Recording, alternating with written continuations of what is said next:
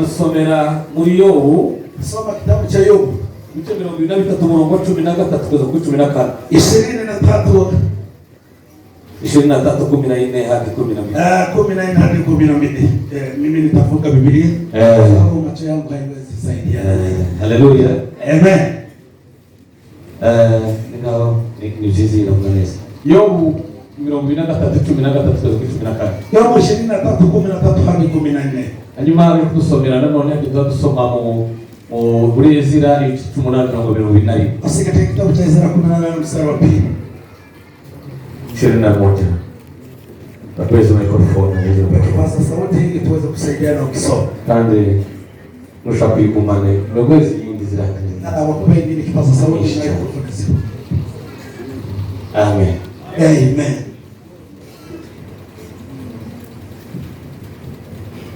Dusome acha tusome igitabo cya Yobu ibice 23 13 n'umurongo ugera ku 14. Bibiliya iravuze iti ariko igira icyo yitumye ninde wabasha kwivuguruza kandi icyo umutima wayo ukunze ni ikikora. 14 kuko ari isohoza icyo nategekewe ndetse ifite n'ibimeze nk'ibyo byinshi. Amen. Amen. Ezra 8:21.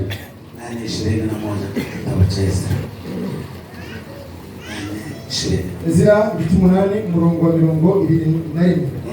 Bibiliya iravuze iti maze ntegeka kwiriza ubusa aho ngaho kuri uwo mugezi Ahava kugira ngo twicishe bugufi imbere y'Imana yacu ngo tuyiyoboze inzira idutunganiye twebwe n'abana bacu bato n'ibintu byacu byose. Amen. Amen. Mana mshukuru umugisha. Bwana Mungu akubariki.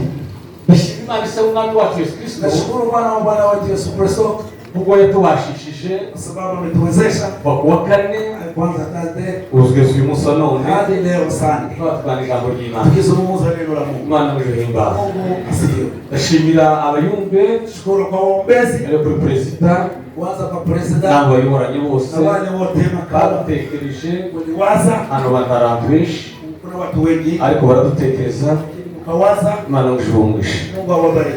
Dari kabandashimira mwene data twafatkanije apostle Kristiano ndugu apostle tuliambatana. Imana mujehumwisha. Mungu akubariki. Ashimisha kuko bashumba n'abandi mwese. Shukuru kwa wachungaji na Abo twabanye wale wote tumeanza siku hiyo uyu munsi no hadi siku ya abaje no walikuja leo mwese abo duteraniye ngaho. ni wote ambao tumeambatana. Imana mujehumwisha. Mungu awabariki. Kandi ngiye kubarika kutuganisha. Nataka kualikaje tuzungumze neno la Mungu. Haleluya. Amen. Bwana sifiwe sana. Haleluya. Mutuganisha ndo Imana tunazungumza neno la Mungu. umunsi tutangaje no kuzozaganira zo. Mimi wakati nilianza nisema yale umunsi tutanga namwe kutuzoganira hejuru tuganira hejuru yo kwiriza no kusenga sema kufunga na maombi. umunsi wa kabiri twaganira twakomeje iryo jambo tuliendelea na neno hilo. hanyuma umunsi wa gatatu wejo washize siku ya jana iliisha tuganira hejuru kwicisha bugufi nyenyekea tulizungumza. hanyuma umunsi wa none leo siku ya leo tunaganira impamvu zituma tugomba kuyoboza Imana. tunasema sababu inayosababisha tukiuliza Mungu je. Haleluya. Amen. Magambo y'Imana Ezra tulisema mambo mengi katika kitabu cha Ezra twamuza magambo mengi. Ezra tumesema mambo mengi Ariko kuri gice lakini katika sura hii yavuze n'ibintu bitatu. alisema mambo matatu. Yaravuze ngo tekera abantu kwinjiza ubusa nikawaamuru watu kufunga ngo no kuca bugufi na kunyenyekea imbere y'Imana yacu mbele za Mungu wetu tubashe kwiyoboza inzira ili tuweze kumuuliza nchi n'abana bacu bato sisi na watoto yote wadogo zacu zose na mambo yetu yote. Haleluya. Amen. Bwana sifiwe sana. Haleluya. Haleluya. Haleluya. Umunsi rero Siku ya leo twaganira impamvu tutazungumza sababu bituma tuyoboza Imana. kwa nini tunamuuliza Mungu njia. Natekereje amagambo menshi cyane iyo dusohotse Niliwaza mambo mengi tulipotoka kanisani ariko Mana lakini Mungu tekereza byinshi niliwaza mambo mengi kuyoboza Imana kumuuliza njia avuga impamvu zitatu tusema sababu tatu ariko kumwanya lakini kwa sababu ya muda ganira imwe gusa tasema moja pekee. iya mbere gusa Ya kwanza impamvu ya mbere tugomba kuyoboza Imana ni sababu gani tunaweza kumwambia Mungu atuonyeshe njia. biravuga ngo Nasema kwa nuko iteka Imana yacu ni kwa sababu kila siku Mungu wetu ngo kwizera Mungu mwaminifu. Amen. Haleluya. Amen. Yakobo yaravuze ngo Ingawa sisi si watu waaminifu, lakini yeye ni mwaminifu milele. Hata watu wote usimwamini binadamu. Unaweza kumua kumbe ya uhai. Unasema neno hili kila mara.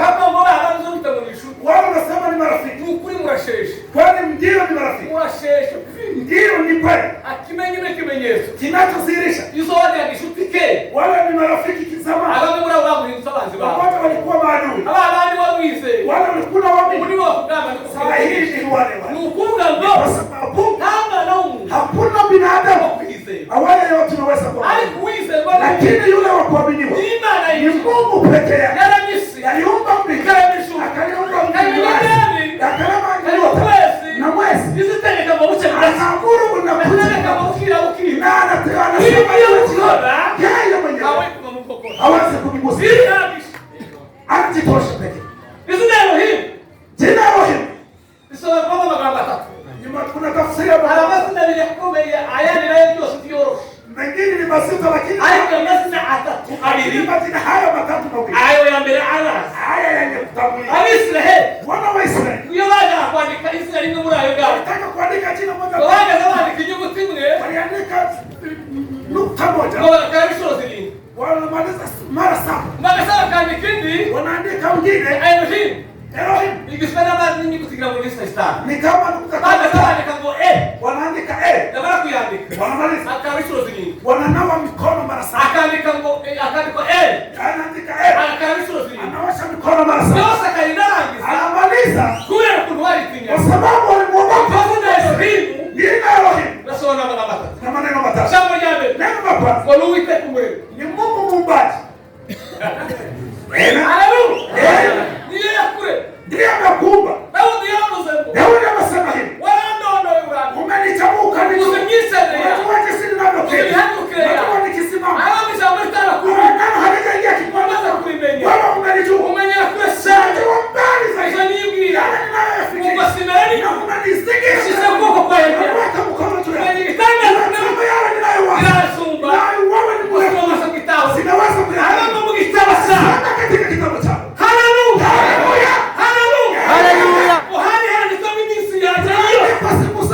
Kuishi kabla hazijaumbika hata siku moja.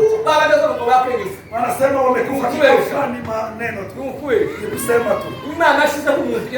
Mungu aliweka zaliwa. Akasema utaishi miaka hii 50, 2, saa moja. Baadaye hawezi. Ni Mungu muumbaji. Ya pili tafsiri. Ni Mungu muweza yote. Ya tatu. Haleluya. Ni Mungu anayejua mambo yote. Nne. Ni Mungu anayejitosha. Hata kama shauri kwa familia yetu. Hata kuja nyumbani kwetu. Hata kuja kuomba. Mungu alisema. Haleluya. Mazuri tunayosema ni mazuri. Ni hama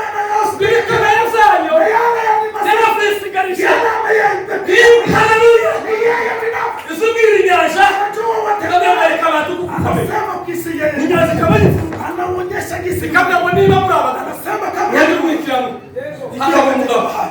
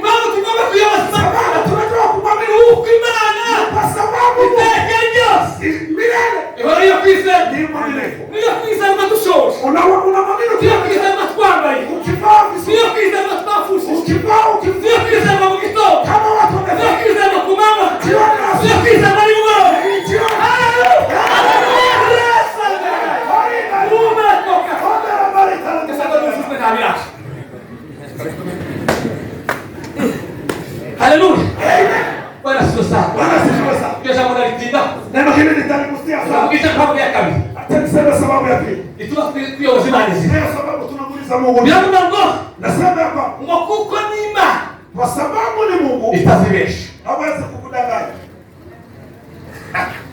Kuva Bakristo bavandimwe bakristo basarani. Haleluya. Au kende kuyoboza Imana izi. Hata na wewe unahitaji kujua Kuza mukanya na nitakusikia. kama utakende kuyoboza Imana izi. Hakuna hata mmoja. Bali kwa mukanya. Ni lazima muulize Sababu ya kazi kwa kuyemeza inzi. sababu ya pili Tukayibaza kwa kunyura. ili tujue nafasi. Ni nyingi. Iteka. Kila siku Imana izwe. Mungu hawezi kukudanganya. Mungu si muombele Hata dakika moja. Mungu si mtu ile aseme uongo. Imana si mtu Si wanadamu ile. kama si mwanadamu wa Yesu. Haleluya. Haleluya. Haleluya. Mungu ni yego. Anasema ni hivyo. Oya. Ninasema ya Hawezi kuguru. hawezi kupinga Mwakayo. kinywa cha Mwenyezi Mungu. Kinyomba kibayo. Hawezi Tizi kupinga. tekereza kweli. Hawezi fikiri. Hawezi kipindi Hawezi kusema. Hawezi kukudanganya. Ni kugengwa ni yego. Kwambia ni kweli. Ni yego. Ni kweli. Kisilasa. Hawezi kukudanganya. Haleluya. Kweli Kwa babu. sababu hiyo. Mungu kama kuyoboza kizi. Ndio sababu unaweza kumuuliza njia. Amen.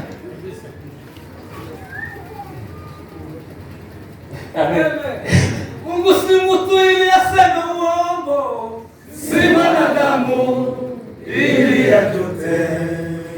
Ahadi za Mungu zinasimama imara, tukiamini Yes. utaziona. Si mtu ili aseme uongo, si mwanadamu ili ajute. Wewe watu mkweshi. Unajua kitu unajua Umuntu akaza kusaba ngowe. Bamuresha umufuka ndaki. anakuambia kwenye mfuka sina. Kuye ni pesa. Sina fika. Lakini kwa pesa. Kamurara kake komwe. Esa ni kudasa para ya wada wakwe. Kama ni pesa zangu. Wamukie kutayo. Bale kusakupe. Unamwambia umwe kwa rasa ya raha. Sisi ndo sina sana. Tani kusinyaku. Ninazo sita. Ngo kuna ngofu ya kukaa. Nasema ni kweli Pesa hiyo. Maana kutabakani.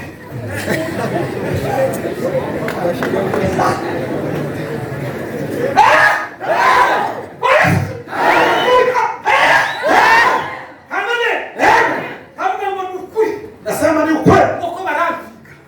Wananiwi Kusingi. unasema si. Mbona unamfupele sasa? Anasema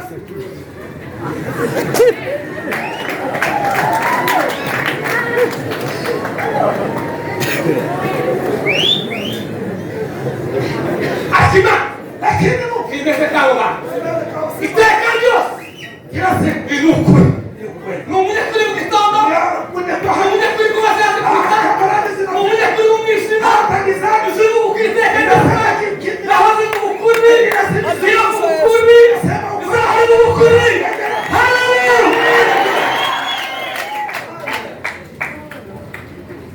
Mungu kama watu wote. Ni mwanaume watu wanaweza Mungu kumuuliza. kama waweza kukula huyu. Ni unaweza kumuuliza habari mtakazo. Ya sasa Wakati kwa huko kwenda washindao ni sasa. wengi hamkuona maneno haya. Wengine bakira. Kuna mambo walikuwa Sasa yeye ya kulipia. Sarasa ilikuwa ni mambo ya kifupi. Kandi zangu ngo kuitwa kitende. Walikuwa wanasema ni kanisa Kama mwali hiyo muri Biblia, yale saba ya Biblia kimunani muri ndio barusi. na nane ni ya Sababu watawa ya kitende. yao ni ya tisa. Wakati kwa sala, yeye ya kulipia.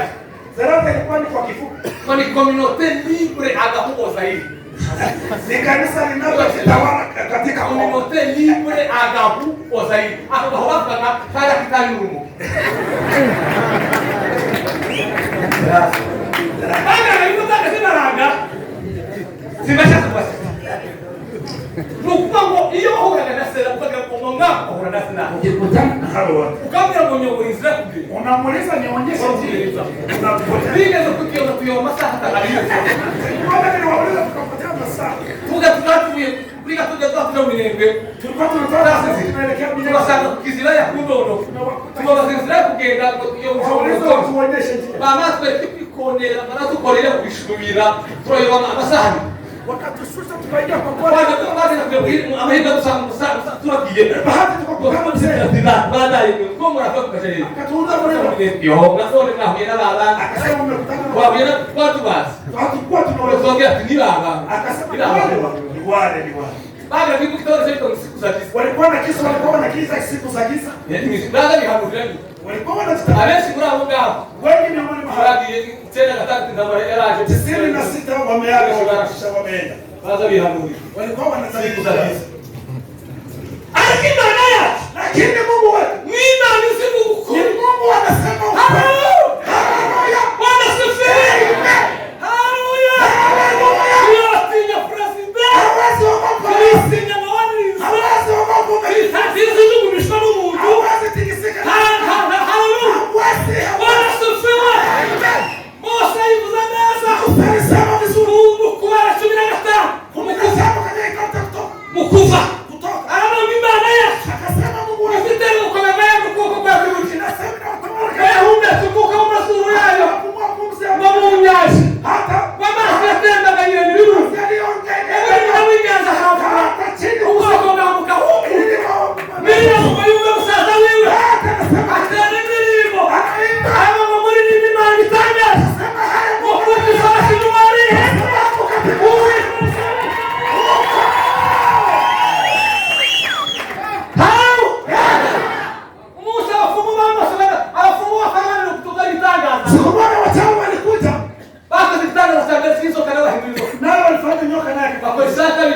wakafanya pili sana Bagira fara wakamwambia Farao hata kizako zilingi wakasema Mungu hakingi hakuna neno mtu kingima uwezo wa Mungu hiyo ndio anasema anasema jioni anafanya kama katika utawala wa mbinguni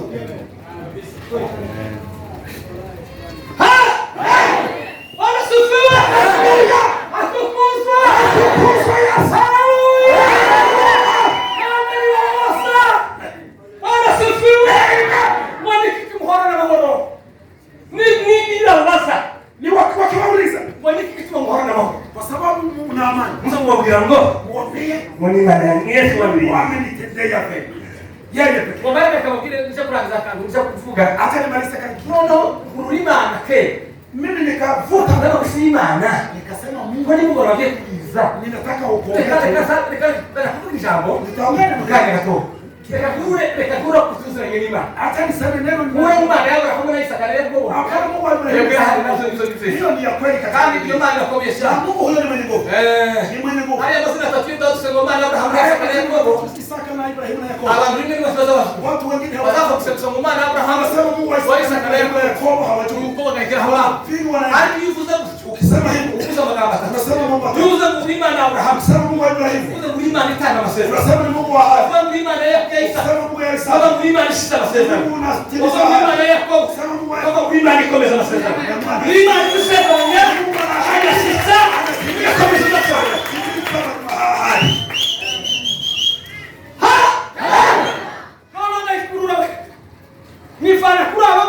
mimi nikafuta Mungu nikamtoa mahali yake nikatielekeza nikasikia Mungu wa masaa 6 za usiku nilikuwa tembea huko Bwana siku sana. Nilikimana mlikainga nini? Nikasikia Mungu wa huko Tuondoka ipende. asubuhi na mapema. Yaani atumie Bwana siku sana. Yaani Bwana tu. Haleluya wewe. Amen. Manifeste hadi. Alistebla. Letana boya la. Alikuruya na nini kwa sababu futa Mungu kama hali ya Mungu. Nikasikia machozi. Nikiona nikasikia mkugire Bwana siku sana. Hata Mungu utaso utaragama. Kama haujakuwa na Mungu anamshima na kwa sababu Tahuzosha. Tuzoniringira. Haleluya. Na yeye anataka kugerania. Nikiye kose. Niye naguye nayo. Niye mama nayo. Hali mkitongose. Hali mishoro. Hali gari. Haleluya. Bwana sifiwe. Bwana piramo we. Mungu wa piramo. Bwana kasema kwamba kuna. Mungu sitamsahau. Bwana mshukuru Mungu mtani sana sana. Bwana mshukuru. Bwana kwa msafiri. Mahali pale Kita nimera sosha. Tala mali. Imana ikameme we. Imana Mungu wa Bugara yakuye muri Kristo aramitoa kwenye hashishwa milioni 3 walikuwa wanasikia milioni 3 lakini Imana kwa maana we nikamwambia ufunga mwana wazi kuna watakwisa kana mukase wao Mungu awasikize kumino vitu kibaya kibarua Mungu akaandika aramio wito Simara Frederick akasema Simara Frederick ni nini hii ndio tukokuja abana barusunge kwenda nje kandi wali wafuzalia kwa makosa alisema alikuwa wali wafuzalia kwa makosa mwenye alikuwa anasema yaani mzee alifunga sasa saa 8 niliamka cha mashuza mashuza yo munani mugamba nikaanza katika kandi wamusi Bugara na naseze turami nilikuwa na kuweka ibu ya ndani hari kulikuwa turi kumutwe nikaweka sana kama zikabaruka maguru maji ana kandi marashiri no wa police wa polisi bagira makosa wakafanya bali henda basungana rai masenge wakanifunga nilikuwa nalala katika Imana mtatenda mateka mimi ngejera Mungu mbaya hiyo maana mtatenda mateka hiyo Mungu ambaye hawezi utosirikana hawezi kumzingatia ndio kama hiyo za kupenda nini tulishaomba shauriwa na mashina tunaomba usoze tunamwona mwanamke mungana akasema na labda kingaomba kungi usizo wako sinaje akasema nikukumbushe yale mugabo barakara arakara arahebura kwa hiyo kumusu ngera araginga akasikia siku moja profita kamngene watu n'umunye murenge ayo kumusu yarafika agahoro alikuwa na mkao bageze ku cyambu alipofika kwa babona kanya masoka simuka akaona nyuma kugatema akaenda kwa ngo tubarongo kabatema nikiremo akaomba wala kasema acha kuonesha hivi kishima na kiasi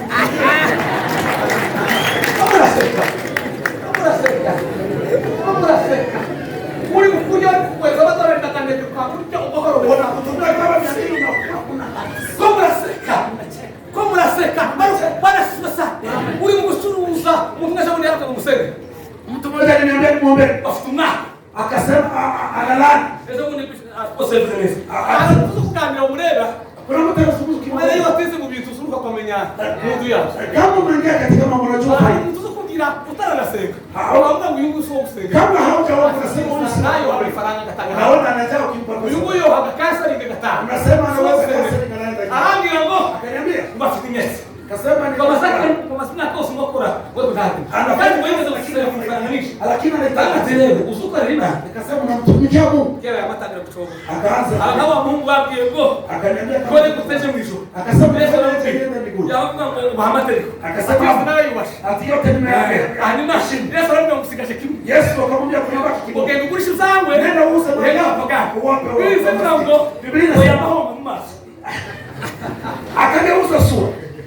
alikijana watu wale sasa kifara unagusa pesa kama ho unasikia anageuza sura Nizufite Maria nukuri zosigara yote yatabaki Lao wiki yao unaweka tuzosa ndio utakuta huko haleluya wala si haleluya haleluya haleluya haleluya haleluya Mungu yakeni tuwangu kwa sababu zina tuuliza Mungu je nukimana ndio Mungu tasirasa ndani kama na la ino tukataza lakini atendelee tata haleluya haleluya dali tukatoka bahari fuka baba matatu nayo dali tukatoka ngo tatu nasema ngo nukima ndio Mungu ngwali leo minsi ibiri mbele yako kwa sababu ndiye mwenye kuombeleza niyo isi ibiri mbele yako Mungu ndiye anajua mambo yakiwa mbele yetu leo wani class ibiri mbele yako ndugu zangu watu haleluya wenda wasimu class ibiri hata wasuku hawajui hamu Mungu zini mbele hakuna mama na Mungu sasa sio hamu yeye anajua Kima kesho leo. ni Mungu pekee wewe ndio baba kwa sababu ya hiyo wewe wasisi tunaweza kumuuliza je haleluya wala sasa faranga hizo kukinda esho hapo pesa tunaweza kukuambia kesho ikifaransa hizo kesho hapo Faransa umejifunza haiwezi kuambia la ni sasa kesho hapo wale walikusahau hauwezi kusuri mtu mmoja Ni pekee nani? ni Mungu mwenyewe izesho anajua leo izesho mundi juzi izunga kutana milele milele ni milele na milele Mungu wewe baba kwa sababu ni Mungu wako ni mume wa kuweza kuuliza jina haleluya nikaja kuongea ni mnadzi ndio mfano nini haleluya asante sana haleluya delema Mungita Chirami Anzalina Masina Abedina Ramona Mose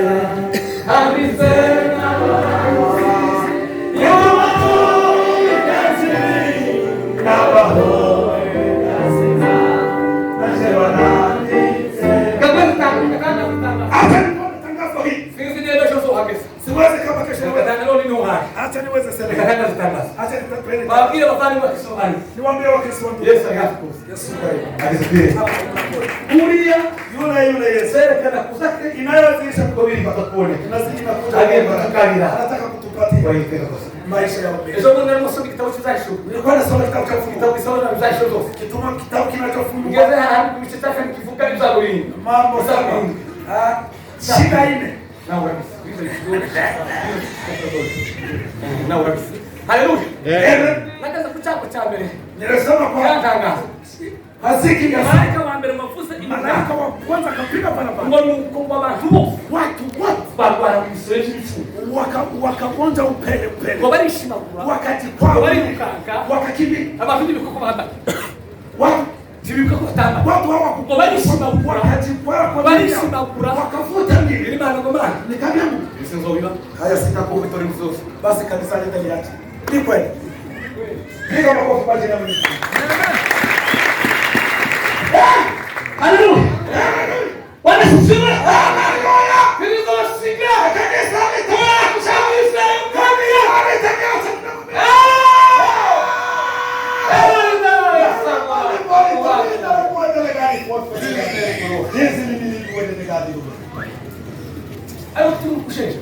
Kwa nini unatembea pole pole? Tumkusheni kandi kesha. Kwa nini unatembea pole pole? Tumkusheni kesha. Kwa nini unatembea pole pole na muda umeisha? Sasa tunatangaza kwa tunaanza. Sasa tunaanza. Hapo bila kufasa.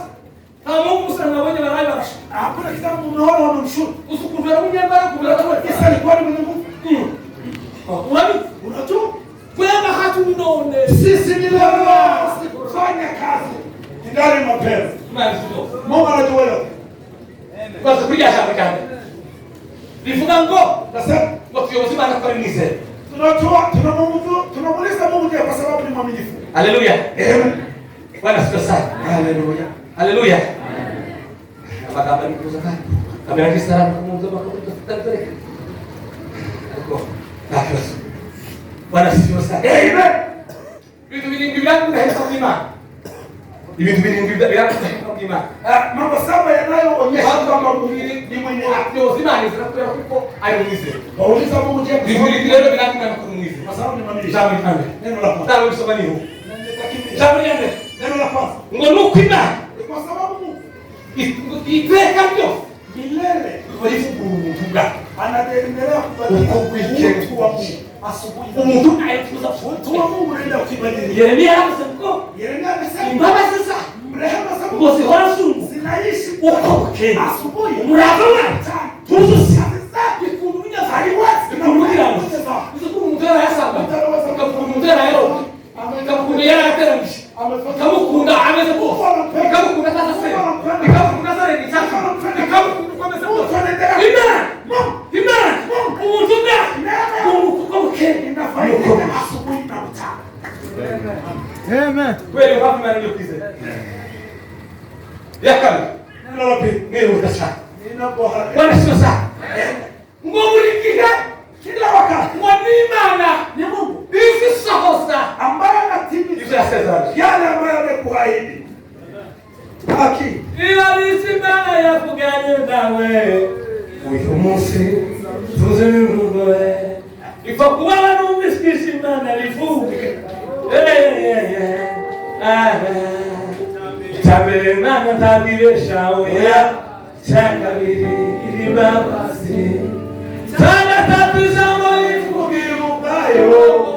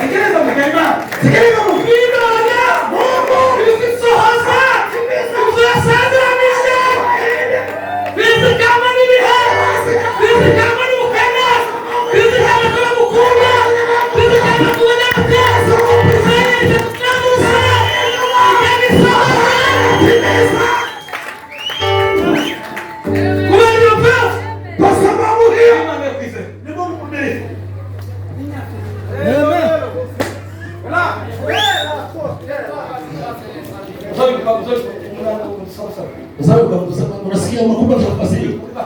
Unakumbuka nafasi hiyo. Pale tu. Nikasha tu. Kumbuka sasa nikasha tu hapo hiyo. Mwisho Hey! Kela mwete kaste bekati.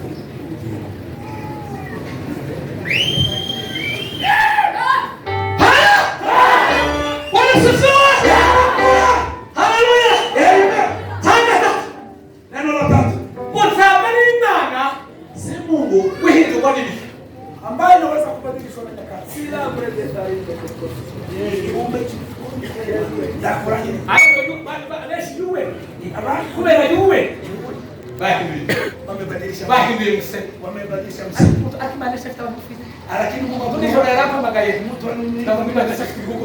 Akaniambia kuna watu ambao wanabaki, kuna wale wanaosalia. Aliniambia mambo sio na mimi nimeshaka. Nikasema Mungu ana yale maswali. Wale ungarao ile kazi kwa sababu nyuma. Angalia maskini. Mtuza kile kibara. Wanafika wana. Sababu ile ilikuwa kwesta hiyo katima. Wanafika wana sawa. Angalia mtuza kile kibara. Wanafika kwenye raha. Angalia mtuza kile kibara. Wanafika kwenye utaratibu. Na ndio hanga yangu za ngo. Lakini alisema hiyo shughuli kubwa na dunia. Inasimama mtu kusimama. Hadi kwa yako. Lakini ni shida mtu kubwa na mtu. Mtu kusimama kabisa. Basi hapo ni mtu. Wewe ni mwanangu kabisa. Sio mtu kwa wima nani ni.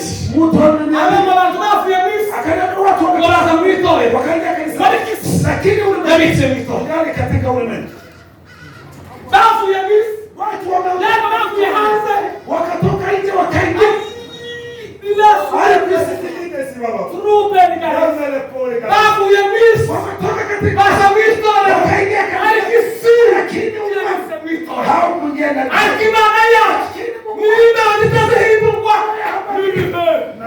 Mimi kwanza baraka hamta kanobe kapaka hakuna kuru balaweza waihindula libana haleluya anzalanga mwanzala ibara mwandishi wa ibara mzembo alisema kabla ya kutoka wakati 13 mstari wa Biblia kala yake anasema wakati tunasema kala Biblia tunabii wanamwambia habari za mzuri kali hadi sasa wasinatia mimi na kisa ya kwa Mwana kuguna na Mungu. Yesu kwa Yesu. Mungu musindi kwani. Ani kwa sababu. Sana tulihibuka. Kweli opavu. Mungu kisema. Haleluya. Sema. Kura maso kwa. Wao wanachukua kima ngoro wao nuru harufu. Hii unabii kuifuata kingao. Nuru harufu. Kura maso kwa. Wao wanachukua kima. Wangapi ndio watu kama kimukira. Watu wanaotaka na wengine wanaona tushuku. Mungu hawezi kufocus. Kana hawezi kukuamsha. Oh! Ananingira bantu bakaba hemokizoni. Bese baba maso bakaba kozisoni. Wawatu tuhemuka kandi kozisoni. Kandi kuzomana yabizimana kukurabi kwiriye.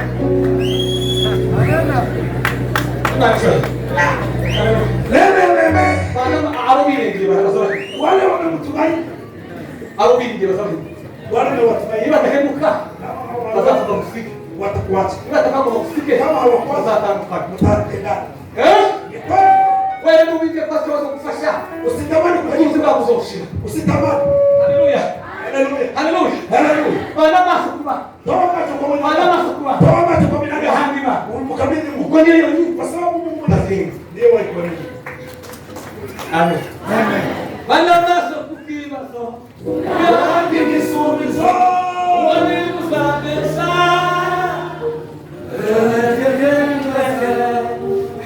Baba so ngikana. Bazo hiyo. Wale watakuwa kwa hata nje. Mungu mshika mpaka upande. Wanaomba. Tuna. Unajua sababu? Ni kwa sababu wanadamu hawezi kutumaini. Anafanya kile kwa usiwaamini. Kimrasheshi. Watu kila anapokuja Muhammad mnapigana kasi. Mrasheshi. Ndio Mungu unataka mzosheshe. Lakini sikufurahi. Hata kama utasitana. Lakini kuna yule hawezi kuachi. Hawezi. Yes. Yes. Nize. Mungu anasema, "Ana nifanana utakatoa na kinunumbe yako." Masoza na kamera bana natakola mwinguluwe. Ukamenyewa kwamba yemera Yesu yamwira mwisha mungagana na mushinga yo Yesu ureke nikundi rafiki mwami Yesu mukumanishe ko yemwira utahemuka nivuga imbere y'Imana izocurubatse Nasema mbele ya Mungu muntu wa mbere muzima bwa Kristo mtu ninamwamini na mama wanza ndamukunda hata mama ninampenda mama yende ndimfuza rambera mama na yeye nikiwa ariko muntu wa mbere muzima bwa lakini mtu iyo mbonye ngize kibazo nikiwa na uzani kwa kwa wame tunamkimbilia nima ni Mungu ena bado na sababu watu wanaishi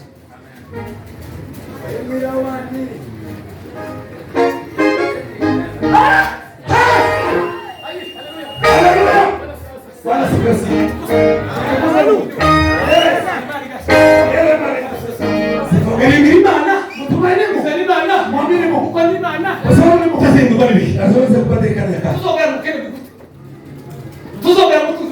hawezi kufika kwa mtu.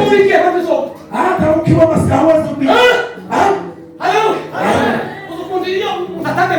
Unajua kama mtu anaanza kutajiri, anaanza kuona magara, wanamuita au wanamukuta kukunda. Anakuambia ndio sana wale wanaweza. Anakuambia ndio kukunda. Anakusema unasema kitakini simama kunda. Lakini kukundisha fiti. Ni mali ya nyumba. Anaweza kukundisha fiti. Na Yesu akufundisha twende.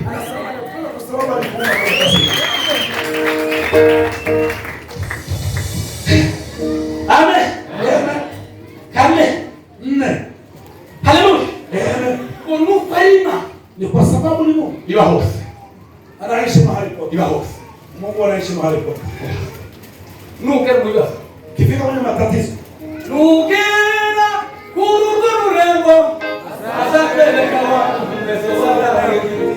Apeleke kiasako kukise sedano. Ikoni ya mose. Akasa ya mikono. Nukera para sose.